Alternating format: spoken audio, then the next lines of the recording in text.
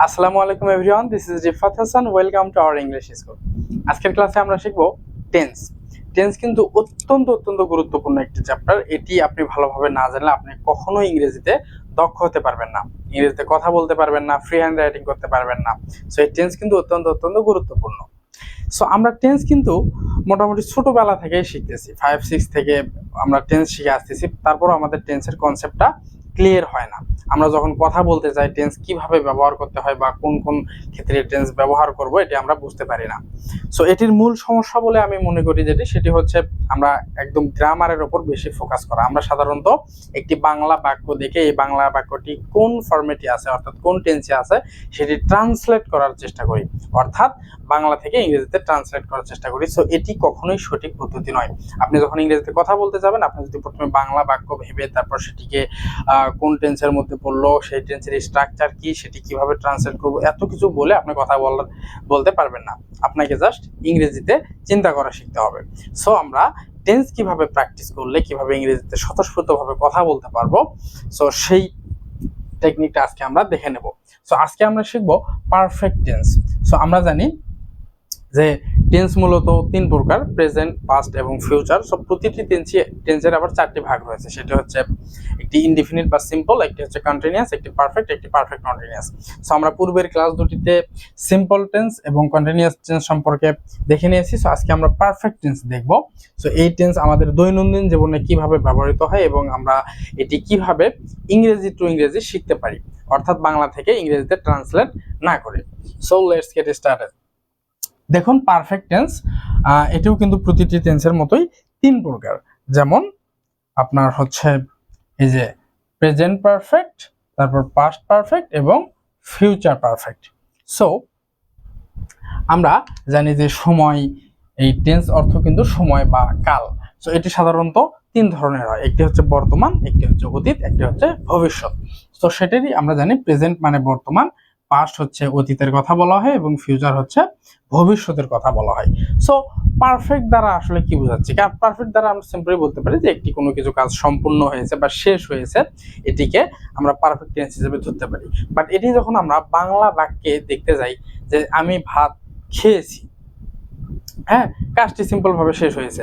এখন কতক্ষণ আগে শেষ হয়েছে, তার কি ফলাফল বিদ্যমান নাকি এটা সেটা সব মিলে গিয়ে আমাদের দেখা যায় যে জটিলতা সৃষ্টি হয়। আমরা বুঝতে পারি না যে কোন টেন্সের মধ্যে পড়ছে, এটা কি পারফেক্ট নাকি ইনডিফিনিট নাকি অন্য কোনো কিছুর মধ্যে। সো আমরা একটু ইংরেজিতে চিন্তা করা শিখি না কেন যে কিভাবে ইংরেজিতে শেখা যায়। সো এই পারফেক্ট টেন্সের এই যে প্রেজেন্ট, পাস্ট এবং ফিউচার তিনটির ক্ষেত্রে, পারফেক্টের ক্ষেত্রে ছোট ছোট তিনটি স্ট্রাকচার রয়েছে। আমরা স্ট্রাকচারগুলো একটু বুঝে নেব। আসলে স্ট্রাকচার ওইভাবে অন্ধভাবে মুখস্থ করার কিছু নাই।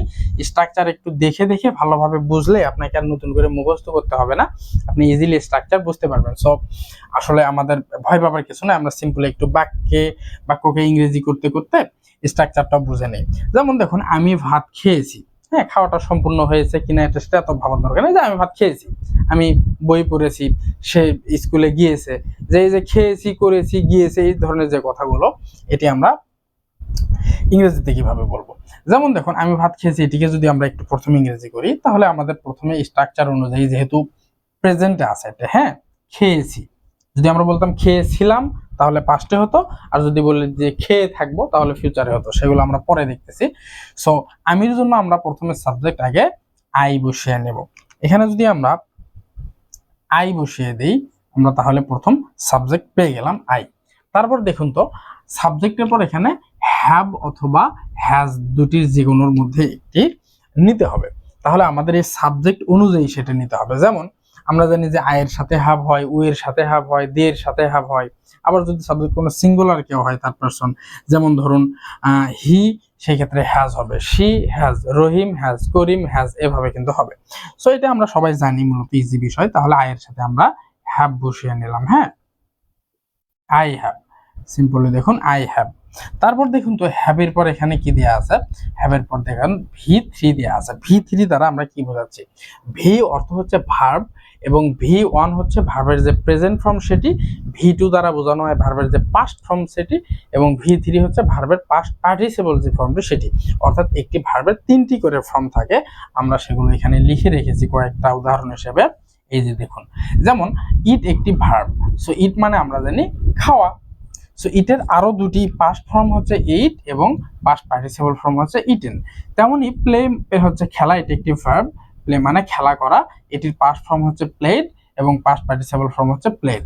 সো এখানে যেহেতু ভার্ব থ্রি ইউজ করতে হবে, আমাদের এখানে লিখে দেওয়া আছে, তার মানে এই পাশের যে ভার্বগুলো রয়েছে অর্থাৎ এই ভার্বগুলোরই পাস্ট পার্টিসিপল ফর্ম এগুলো আমাদের ইউজ করতে হবে। সো আপনি যখনই পারফেক্ট টেন্সে কিছু বলতে যাবেন, কিছু লিখতে যাবেন বা কোনো বাক্য তৈরি করতে যাবেন, এগুলো ছাড়া আপনি কখনোই করতে পারবেন না। অর্থাৎ আমি শুধু জানি যে ইট মানে খাওয়া, বাট ইটের পাস্ট পার্টিসিপল ফর্ম কি, এটা কি, এটা আমি জানি না, এটা আমি মুখস্থ করি নাই বা এটা আমি পড়ি নাই, সেই ক্ষেত্রে কিন্তু আমি কখনোই এই ধরনের বাক্যগুলো বলতে পারবো না। সো পারফেক্ট টেন্স বা পারফেক্ট যে বাক্যগুলো রয়েছে দৈনন্দিন জীবনে লেখার ক্ষেত্রে বলুন, পড়ার ক্ষেত্রে বলুন, বলার ক্ষেত্রে বলুন, সব ক্ষেত্রেই কিন্তু আপনাকে এইগুলো জানতে হবে। সো আমরা অবশ্যই ভার্ব শিখবো এবং ভার্বের যে তিনটি ফর্ম রয়েছে, পাস্ট ফর্ম এবং পাস্ট পার্টিসিপল ফর্ম, এগুলো কিন্তু অবশ্যই আমরা শিখে নেব। ওকে, তাহলে দেখুন আমরা প্রথমে সাবজেক্ট বসিয়ে দিলাম আই, এর পর আমরা জানি হ্যাভ বা হ্যাজের মধ্যে যে কোনো একটি বসিয়ে দিতে হবে, তাহলে আমরা হ্যাভ বসিয়ে দিলাম। তারপর ভার্বের যে পাস্ট পার্টিসিপল ফর্ম সেটি, তাহলে আমি ভাত খেয়েছি, খাওয়ার ইংলিশ আমরা জানি ইট, ইটের পাস্ট পার্টিসিপল ফর্ম কি, ইটেন, এই যে ইটেন। তাহলে আমরা ইজিলি এই ইটেনটা বসিয়ে দিলাম। তার মানে কি হচ্ছে, আই হ্যাভ ইটেন, আমি খেয়েছি। কি খেয়েছি এখানে রয়েছে, ভাত রয়েছে, তাহলে রাইস। এখন কথা হচ্ছে আমি শুধু ভাত খেয়েছি এটাই বলতে চাচ্ছি না, পৃথিবীর যত খাবার রয়েছে আপনি সেই খাবারটি জাস্ট খেয়েছেন, এই কথাটি বলতে চাচ্ছেন যে আমি সেটি খেয়েছি। হ্যাঁ, মানে আমার খাওয়াটি শেষ হয়েছে। তো সেই ক্ষেত্রে I have eaten rice, I have eaten pizza, I have eaten burger, I have eaten biryani, যে কোনো কিছু আপনি কিন্তু ইজিলি বলতে পারেন। সো আমরা তো শুধু খাবোই না, আরো অনেক কিছু করতে পারি, তাই না? যেমন আমি প্লে মানে আমরা জানি খেলা করা, তাহলে আমি বলতে চাচ্ছি যে আমি খেলেছি, কি, ফুটবল খেলেছি বা যে কোনো কিছু খেলেছি, তাহলে আই হ্যাভ প্লেড। এই যে দেখুন প্লের পাস্ট পার্টিসিপল ফর্ম, এই প্লেড আমরা এখানে বসিয়ে দিলাম, যেহেতু ভার্ব থেকে বসাতে হবে। তাহলে আই হ্যাভ প্লেড, আমি খেলেছি। আই হ্যাভ প্লেড ফুটবল, আমি ফুটবল খেলেছি। আই হ্যাভ প্লেড ক্রিকেট, আমি ক্রিকেট খেলেছি। আই হ্যাভ প্লেড ব্যাডমিন্টন, আমি ব্যাডমিন্টন খেলেছি। যেগুলো আপনি খেলেছেন, so I have played. So আমরা বাংলা বাক্য থেকে এভাবে না করে সরাসরি ইংরেজি বাক্য করার তৈরি করবো। যেমন এখান থেকে যদি নতুন নতুন ভার্ব নিয়ে এসে আমরা এখানে বসিয়ে দিই, তাহলে কিন্তু নতুন নতুন বাক্য তৈরি হয়ে যাচ্ছে, আমরা অর্থটি পেয়ে যাচ্ছি যে সেই কাজটি আমরা জাস্ট সিম্পল করেছি, এরকম বাংলা অর্থ দিবে। সো বাংলা থেকে আমরা ইংরেজি করার দরকার নেই।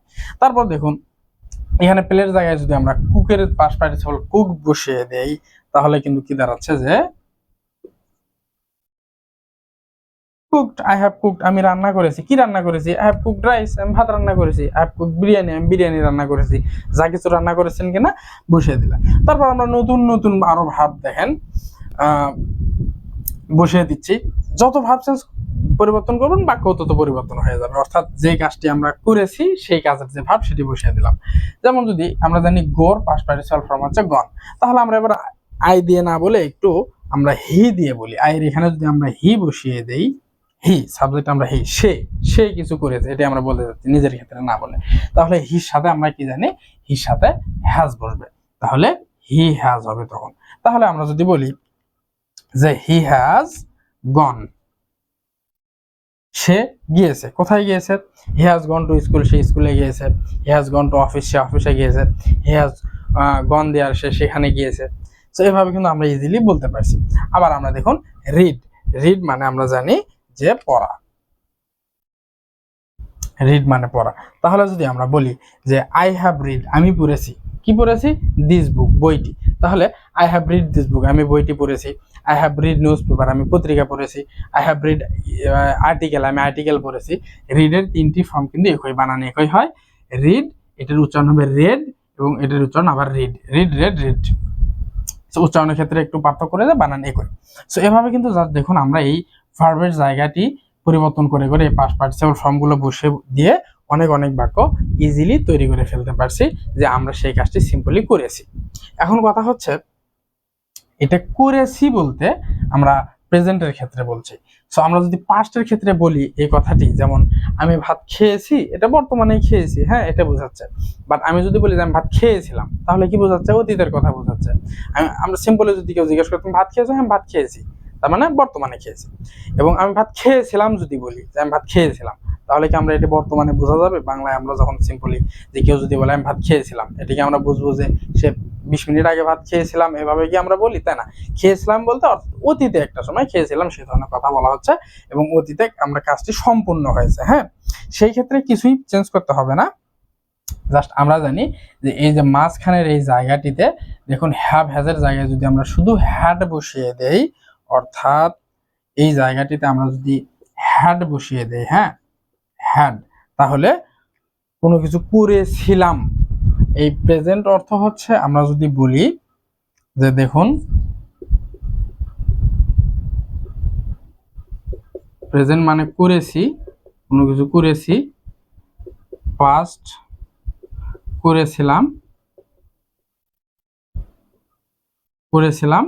আর ফিউচার হচ্ছে করে থাকবো। এটি আমাদের স্পোকেনের জন্য ব্যবহার হয় না বললেই চলে। হ্যাঁ, এই ফিউচার যেটি ফিউচার পারফেক্ট। ওকে, তাহলে আমরা একটু হ্যাড দিয়ে দেখি কি ধরনের দেয়। যেমন আমরা বললাম যে আই হ্যাভ ইটেন রাইস, আমি ভাত খেয়েছি, এই যে করেছির সাথে মিল রেখে খেয়েছি, খেলেছি, রান্না করেছি, গিয়েছি, পড়েছি, এরকম। আর যদি আমরা অতীতের বলতে চাই যে হ্যাড দিয়ে, তাহলে কি দাঁড়াচ্ছে যে আই হ্যাড ইটেন রাইস, আমি ভাত খেয়েছিলাম, আই হ্যাড প্লেড ফুটবল, আমি ফুটবল খেলেছিলাম, আই হ্যাড কুকড বিরিয়ানি, আমি বিরিয়ানি রান্না করেছিলাম, আই হ্যাড গন দেয়ার, আমি সেখানে গিয়েছিলাম, I had read news paper, আমি নিউজ পেপার পড়েছিলাম। আবার যদি আমরা এই হ্যাড না বলে, করেছিলাম না বলে যদি উইল হ্যাভ বলি, এই জায়গাটিতে জাস্ট এই জায়গাটি যদি পরিবর্তন করি, তাহলে I will have eaten rice, আমি ভাত খেয়ে থাকবো, অর্থাৎ ভবিষ্যতে একটা সময়ের মধ্যে আমার ভাত খাওয়াটা শেষ হয়ে থাকবে, কমপ্লিট হয়ে থাকবে। পারফেক্ট বলতেই অর্থাৎ কাজটি আপনার পারফেক্টলি শেষ হয়েছে, এটা এতটুকু সিম্পলি মনে রাখবেন যে কাজটি শেষ হয়েছে। এখন কখন শেষ হয়? বর্তমানে যদি শেষ হয়ে থাকে সেই ক্ষেত্রে প্রেজেন্টের এই হ্যাভ হ্যাজ দিয়ে করবেন, অতীতে যদি একটি সময়ে শেষ হয়ে থাকে সেই ক্ষেত্রে হ্যাড দিয়ে করবেন, এবং ভবিষ্যতে একটি নির্দিষ্ট সময়ে যে শেষ হয়ে থাকবে এরকম যদি বোঝায় সেই ক্ষেত্রে উইল হ্যাভ দিয়ে করবেন। বাট আমরা বাংলায় এরকম কখনোই বলি না যে আমি ফুটবল খেলে থাকবো, মানে ফুটবল খেলাটা একটা নির্দিষ্ট সময়ের মধ্যে শেষ হয়ে থাকবে, এই কথাগুলো আমরা সাধারণত বলি না। আর এই পাস্ট যেটা রয়েছে হ্যাড, এটার ইউজও স্পোকেন ইংলিশে তেমন একটা হয় না, কারণ এগুলো আমরা যে আমাদের পাস্ট ইনডিফিনিট টেন্স যেগুলো রয়েছে সেটিতেই বলতে পারি। পাস্ট ইনডিফিনিট টেন্স আর এই হচ্ছে আপনার পাস্ট পারফেক্ট টেন্সের অর্থ একই।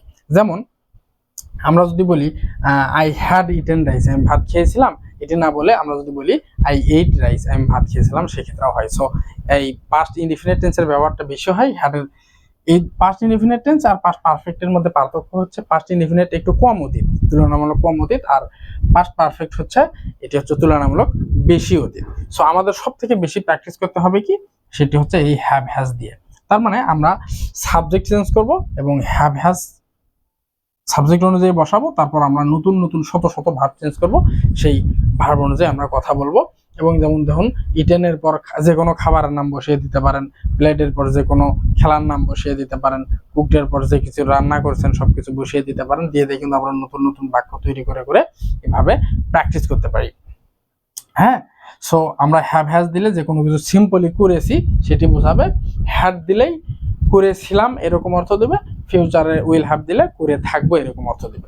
সো আমরা সাধারণত এইরকম বাংলা বাক্য তৈরি করে সেটি থেকে ইংরেজি ট্রান্সলেট করে করে এভাবে করার চেষ্টা করব না, আমরা সাধারণত জাস্ট এভাবে ইংরেজিতেই করার ট্রাই করব। হ্যাঁ, এবং ইংরেজিতে করার পর কেমন অর্থ আসবে সেটি কিন্তু আমরা একটা ধারণা পেয়ে গেছি, যে আমি কোনো কিছু করেছি, খেয়েছি, যেয়েছি, খেলেছি, রান্না করেছি, পড়েছি, ঘুমিয়েছি, মুভি দেখেছি।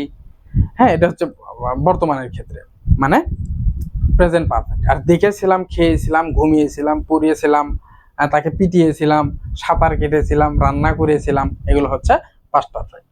সো স্ট্রাকচার আমরা বুঝতে পারছি। সাবজেক্ট হ্যাভ হ্যাজের পর যদি ভার্ব থ্রি থাকে, ভার্বের পাস্ট পার্টিসিপল থাকে, তাহলে সেটি হচ্ছে প্রেজেন্ট পারফেক্ট। হ্যাডের পর যদি ভার্ব থ্রি থাকে তাহলে সেটি পাস্ট পারফেক্ট। আর উইল হ্যাভের পর যদি ভার্ব থ্রি থাকে সেগুলো হচ্ছে ফিউচার পারফেক্ট টেন্সের মধ্যে পড়বে। সো আশা করছি আমরা ক্লাসটি বুঝতে পারছি। সো এভাবে কিন্তু প্র্যাকটিস করলে আমাদের স্পোকেনের জন্য সব থেকে বেশি ইফেক্টিভ হবে জিনিসগুলো। সো আমরা এখন থেকে আর বাংলা বাক্য ওইভাবে ট্রান্সলেট না করে করে ইংরেজিতে এভাবে বাক্য তৈরি করে করে প্র্যাকটিস করার চেষ্টা করব। আশা করছি এটি আমাদের অনেক ইফেক্টিভ হবে স্পোকেন ইংলিশের জন্য বিশেষ করে। সো আশা করছি আজকে ক্লাসটি বুঝতে পারছেন। তারপরে যদি কারো কোথাও বুঝতে কোনো প্রবলেম হয় অবশ্যই কমেন্ট করে জানাবেন, আমি উত্তর করার চেষ্টা করব। আমাদের ক্লাসটি কেমন লাগলো আপনাদের মতামত জানাবেন, এবং আমাদের পরবর্তী ক্লাসগুলো সবার আগে পেতে চাইলে আমাদের চ্যানেলটি সাবস্ক্রাইব করে রাখতে পারেন। দেখা হবে পরবর্তী কোনো ভিডিওতে, ততক্ষণ ভালো থাকবেন, সুস্থ থাকবেন। আল্লাহ হাফেজ।